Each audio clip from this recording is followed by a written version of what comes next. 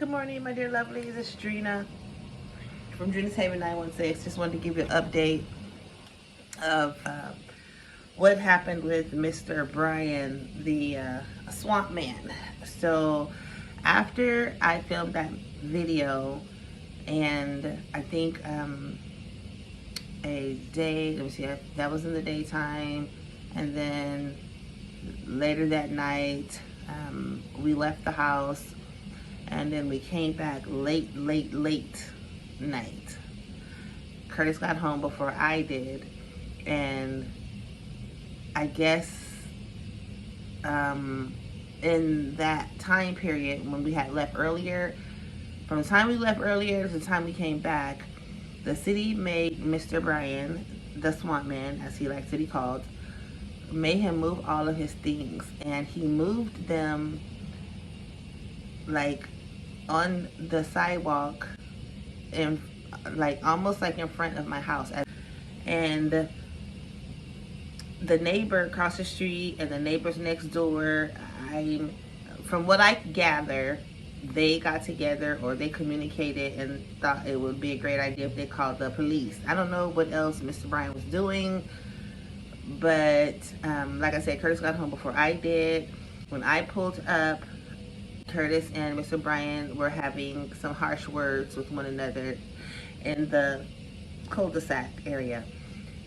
So I pulled up and parked, got out the car, and tried my best to break them up because they were embarking upon a physical altercation, a physical fight, while the neighbors just stood around looking with their cell phones, of course. And then you hear sirens. Curtis left. The police came, talked to the neighbors. I grabbed a couple of bins and tarps and just fast as I could threw all Mr. Brian's stuff inside of the bins and on the tarp, tied it best I could, and dragged it over to the grassy area and asked Mr. Brian, while he was talking to the police, you need to come and help me move your things. So he did that and moved his things. Now, I rewinded the video because he had said his parents' address. I bleeped it out though. If you go back and watch the video, you'll hear a part that I bleeped out. It was his address.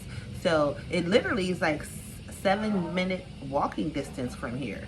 So I took my daughter to school the next morning. Let me rewind a little bit. Before I took my daughter to school, oh my gosh, let me rewind back a little bit more. After the police cleared and Mr. Brian was settled over in the grassy area, I think maybe it was 2-3 in the morning, and he came bamming on the garage door. Bamming on the garage door, yelling. It was inaudible. I don't know what he was saying, but it scared me because I was sitting in the garage. And so Curtis went out there, and they were struggling, with a bat. And that didn't last long. Brian went back over to his area. Curtis came back in the house. We locked the house down. Got up early in the morning, and for some reason the battery was dead on the Ring app.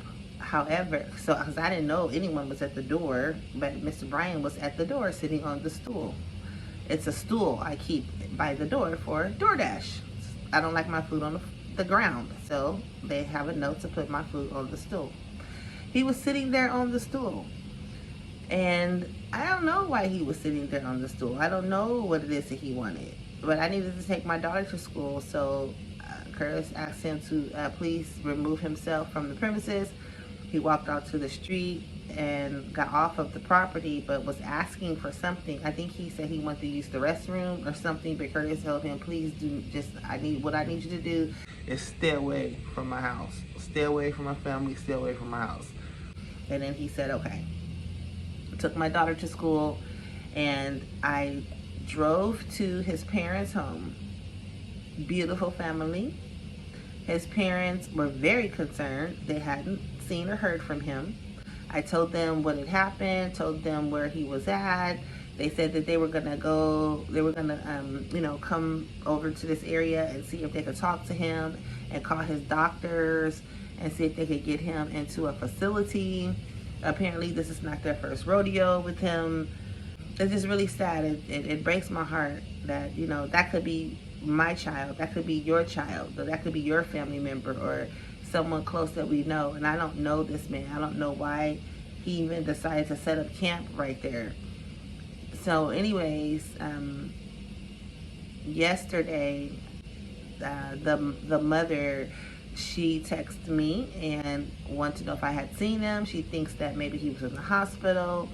I told her that I saw him that morning, and then I had been in the house all day. When I came outside, I didn't see anything. I didn't see him. I didn't see any of his belongings or nothing. I didn't even hear anything, like any commotion or anything. I don't know. He's gone. He's not here. So just keep him in your prayers. I hope all is well with him. And I pray that he gets the help that he needs. And that we all get the help that we need. Because we're all either, you know, going into a storm, and you never know what life has in store for you. You never know, like life could be going in one direction and bam, you just hit a turn and things are just not so great. We are all in a season for a reason. So I just wanted to give you an update on that situation. I hope you're morning, afternoon, evening, wherever you might be in the world. This is Drina. Table 916, and I know you got a story and you just don't want to wait. Adrena's Haven 9